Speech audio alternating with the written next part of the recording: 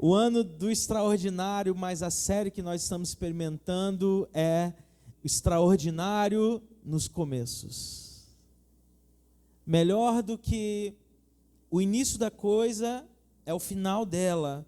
É a maneira pela qual nós desenvolvemos, caminhamos, vivemos, alcançamos.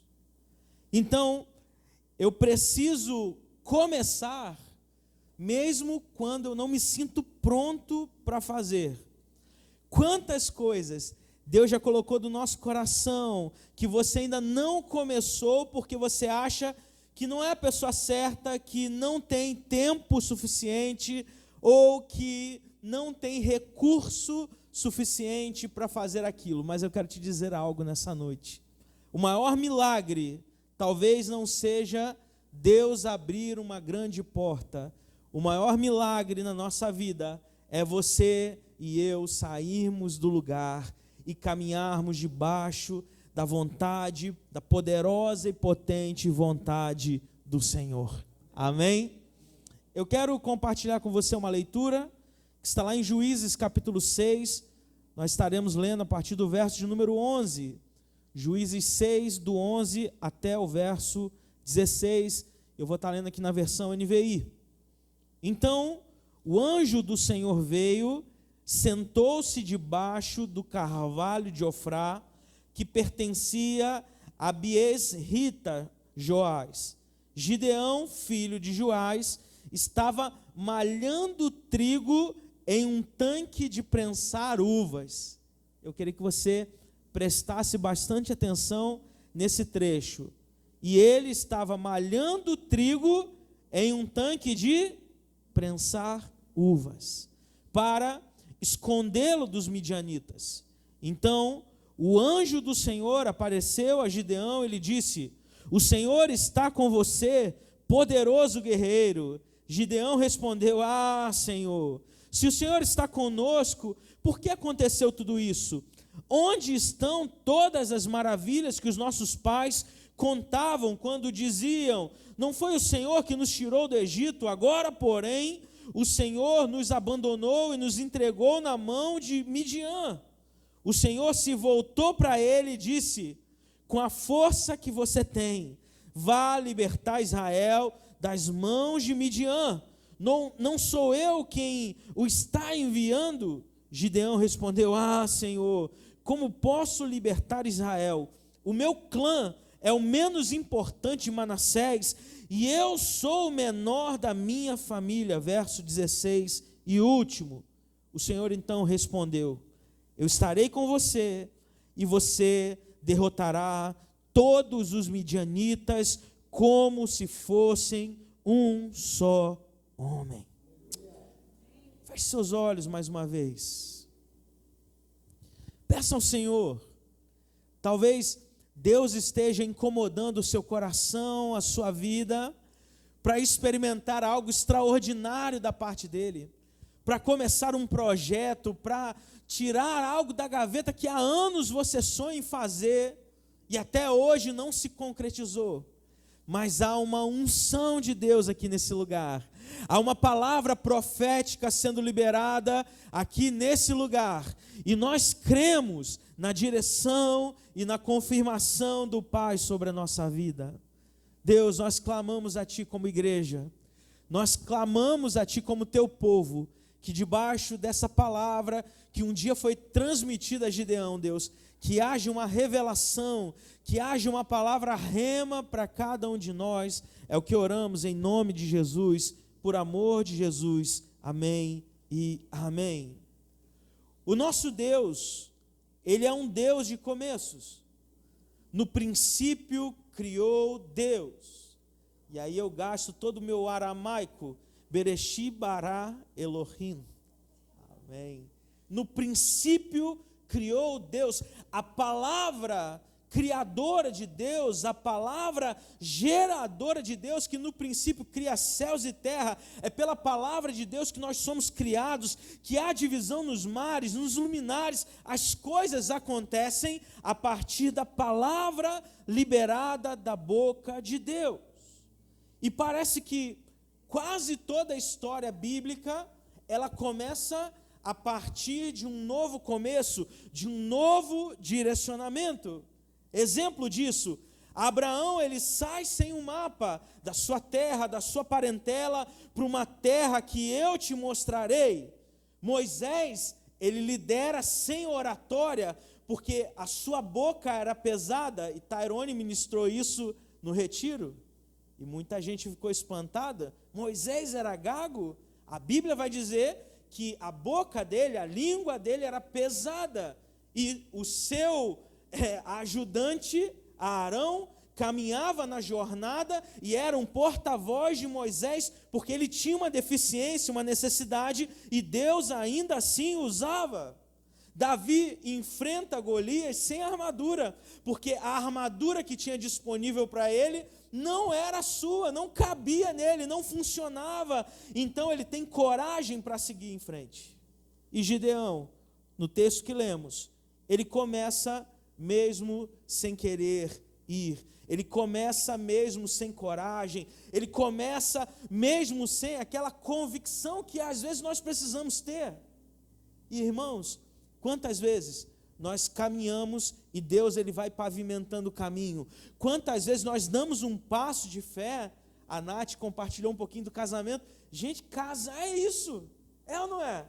Você casa e fala, meu Deus, como é que vai ser? Da onde vai vir o recurso? Eu tenho que comprar a cama, eu tenho que comprar o guarda-roupa, eu tenho que fazer as coisas. Mas você tem que caminhar, você tem que acreditar.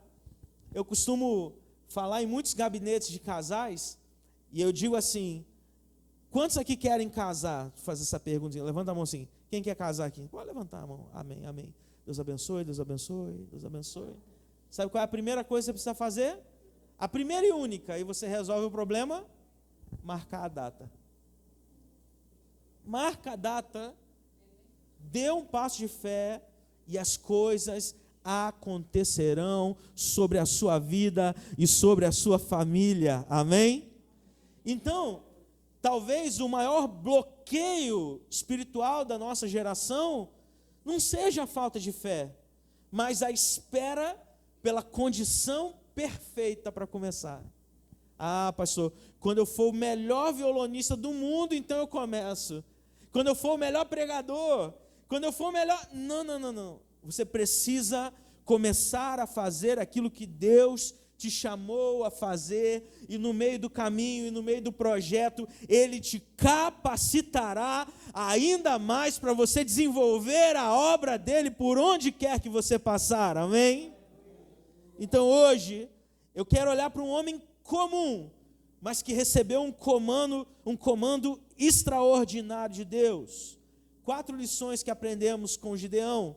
Número 1, a primeira delas, Deus encontra pessoas no lugar errado, mas não para deixá-las por lá. Em Juízes 6, verso 11, Gideão está malhando trigo no lagar. O lagar não era o lugar de malhar trigo, mas o lagar era o lugar de prensar uvas. Ele estava tendo um dia difícil, num lugar difícil, porque ele tinha um plano em mente, que era se esconder dos midianitas, o povo guerreiro que dominava, que aterrorizava naquele momento o povo de Israel. Então ele está escondido, sobrevivendo e com medo. Tem gente que está vivendo fora do propósito de Deus, tentando apenas sobreviver. Todas as vezes que nós fugimos do propósito do Pai, é certeza de sofrimento, é certeza de dor, é certeza de dificuldade na nossa vida. Agora, quando nós caminhamos debaixo do propósito de Deus, tenha certeza que a dificuldade pode vir, o problema pode vir, a situação difícil pode vir, mas o escape, ele vem do Senhor sobre a nossa vida, amém? Deus então chama Gideão de homem valente, não porque ele era, mas porque Deus via aquilo que Gideão podia se tornar. Aprenda essa lição, anote ela na sua Bíblia, poste na rede social, onde quer que for. Deus, Ele não fala, Deus, Ele não age com base no nosso presente, mais ele age, ele atua, já enxergando o teu destino, quem você vai se tornar em Deus, e qual o tamanho do desafio que Deus tem para a nossa vida, para a nossa história, e Ele nos prepara no processo que Ele tem para nós. Quantos aqui já compraram um lote, um terreno? Levanta a mão assim. E muita gente falou assim: rapaz, esse lote aqui está complicado. Esse lote não é bonito, ele não está ajeitado. Aí você começa a capinar, aí você cerca ele primeiro, aí você mura, aí você cava o baldame, aí você vai preparando, porque a visão é a imagem do futuro que produz a paixão na sua vida. Talvez o outro não tenha capacidade de ver, mas através dos olhos de Deus, você está enxergando aquilo que aquele terreno, aquela situação se tornará na sua vida. E é assim que Deus faz com a gente. Meros mortais, pessoas falhas, difíceis, complexas. Ele olha um lote cheio de mato, cheio de graxaim, cheio de peba, com formigueiro, com dificuldade, acidentado, e ao longo da vida, Ele nos prepara para ser um testemunho vivo da glória dEle, amém? Número 2, segunda lição, o primeiro obstáculo, então, dos começos, é a mentalidade. É o mindset, como diz um bom coach. É aquilo que nós pensamos. O verso 13 a 15, Gideão responde a Deus com 3 desculpas. Primeiro, se Deus é conosco, por que nós estamos assim? Por que nós estamos aprisionados? Por que nós estamos numa guerra? Por que nós estamos perdendo? Segunda desculpa de Gideão, mas Senhor, logo a minha família não é do sobrenome bonito, a minha família não é a maior de Israel, na verdade é a menor de Israel. Terceira desculpa, e se a minha família é a menor, dentro da minha família, eu sou o menor da casa. Isso é poderoso, irmãos, porque mostra para a gente que o problema não é o recurso, mas a percepção que nós temos da situação, do momento, da vida, do que está acontecendo à nossa volta. Muitos nunca começam, porque estão mais conscientes da própria limitação do que da presença de Deus. Deus, Ele não chama os capacitados, uma frase extremamente clichê, mas Ele capacita os escolhidos. Então o problema não é você, não sou eu, mas é a percepção daquilo que Deus pode fazer. E se você crê, meu irmão, que Deus tem poder para fazer muito mais sobre a tua vida, você vai crer que Ele está te preparando para algo sobrenatural, amém? A cultura, ela vai dizer: prepare-se para começar. Mas Deus diz assim: comece e eu te preparo. Apenas comece, apenas faça, apenas trabalhe. Se nós pegarmos a história da nossa igreja, irmãos, há 8, 9, quase 9 anos atrás, qual era o recurso? Quais eram as pessoas? Quais eram as cadeiras? Qual era o som? Qual era a estrutura? Não tinha. Mas Deus traz à existência aquilo que não existe. Eu falei para a banda que agora a gente está vivendo um momento inédito, né? A gente estava conversando antes de começar o culto, um monte de músico no banco hoje aqui, né? Agora tem músico sobrando, Ivaldo. Aleluia! Cantores sobrando, músicos sobrando. Está até estranho, né, David? Mas é a mão de Deus abençoando, aleluia. Aí eu falei assim para a turma: a gente vai comprar um subgrave ativo, que a igreja precisa, a gente vai trocar o teclado melhor, a gente vai trocar as peles da bateria, aleluia, microfones novos estão chegando, computadores para mídia estão chegando, e o recurso, amado, está no teu bolso. Posso ouvir um glória a Deus? Não é só de escorpião que a gente vive, não, irmão. Nós queremos ver a obra de Deus acontecendo, nós queremos ver o reino de Deus expandindo. Gideão queria isso, Gideão precisava mudar o pensamento, a mente dele, mas nós precisamos agir na prática. Não pode ser só filosófico, não pode ser só romântico. É muito lindo, teve um momento da oferta aqui, aleluia, aí eu vou botar R$1, a moeda que estava perdida aqui no bolso, é da viúva pobre. Não dá, irmão, não dá, porque tudo custa. A única coisa que não custou foi o aquário da bateria, amém? Custou muito, né? Quantos dias de trabalho, Anderson? Uns 15 dias trabalhando. Cantando tudo, né, amado? O almoço era em Macaíba, Valdo. Meu amigo, limpando, lavando, pensando. Fazendo, até hoje está trabalhando, não terminou, não termina. Por quê?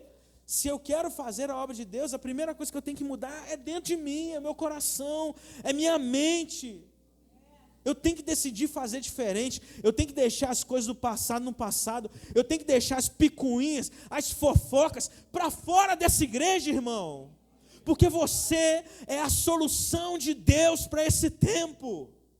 Você não pode ser mais um problema, mais um problemático, não. Você é a solução de Deus para Natal, para o Nordeste, para o Brasil. Número 3. Vamos lá. Deus, então, Ele não te entrega tudo pronto. Ele não te entrega, mas Ele dá um primeiro passo.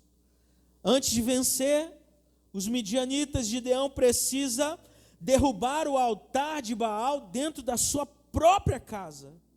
Então, o primeiro começo não é externo, é interno.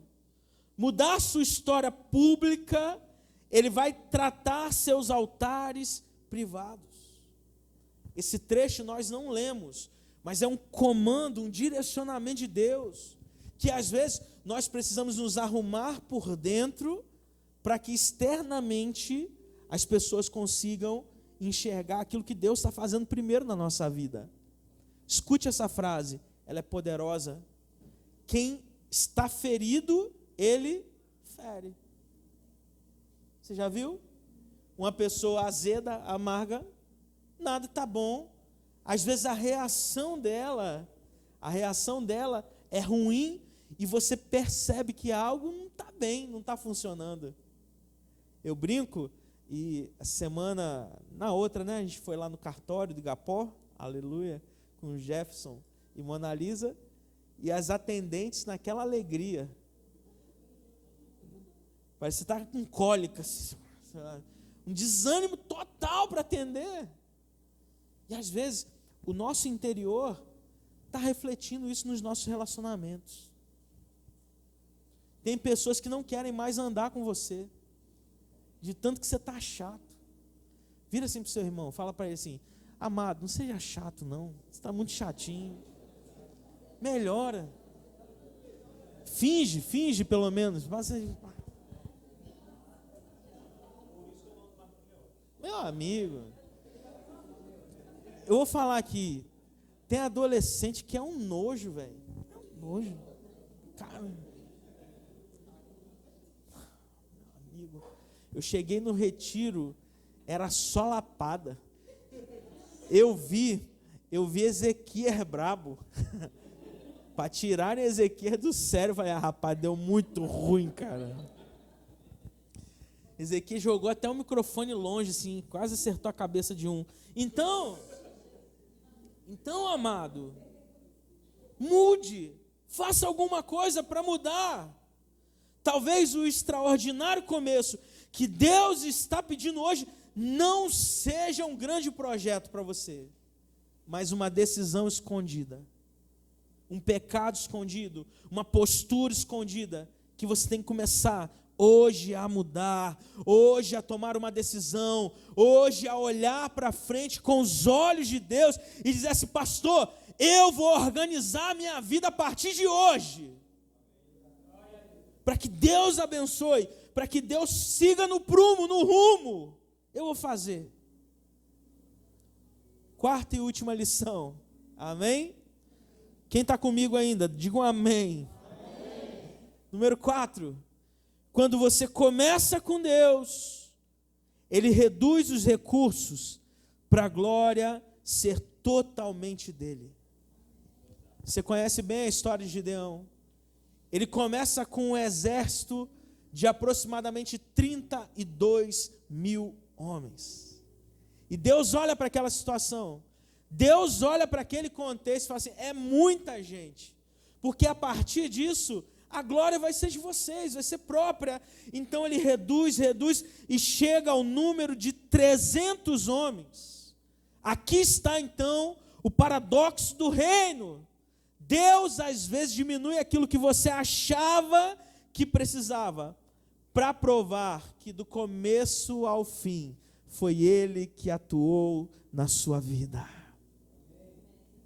Talvez você esteja olhando para a sua situação hoje, imaginando assim, mas Senhor, eu estou tão limitado hoje, eu estou tão limitado de dinheiro, de recurso, de tempo, de contatos, de pessoas. Uma das primeiras coisas que me aperreou muito quando eu cheguei a Natal, é porque lá na nossa terra, a gente conhecia muita gente. Então a gente conhecia o cara do cabo, o cara do som, o cara do frete, o cara disso. Para tudo você tinha um telefone para ligar. E quando a gente chega em Natal, a gente tem que começar a se relacionar com novas pessoas, conhecer novas pessoas, começar novas amizades, novos trajetos, e a dependência é total de Deus. Porque se não for Deus, as coisas não acontecerão. Se não é o Senhor guiando, fazendo, abençoando, as coisas não acontecerão. Se Deus então, Ele pediu para você começar, a ausência de recursos não é impedimento, mas é parte da estratégia de Deus, para que ao fim de tudo, o nome do Senhor seja exaltado. Aleluia. Eu quero concluir essa palavra dizendo para você, Deus, Ele não está esperando a Lifehouse ter tudo do bom e do melhor para começar algo. A gente tem que começar com o que nós temos. Ei, mídia, começar com o que nós temos, para que lá na frente, a gente olhe o nosso trajeto e tenha certeza que Deus esteve em todo o tempo conosco. Deus não espera a estrutura perfeita, Deus não espera que você se sinta seguro. Muita gente diz que o ano, ele só começa depois do carnaval. Mas o ano de Deus, o ano do extraordinário já começou sobre a nossa vida. O extraordinário nos começos não está na força de quem começa, mas na fidelidade de quem chamou. Gideão começou escondido, terminou liderando uma vitória impossível.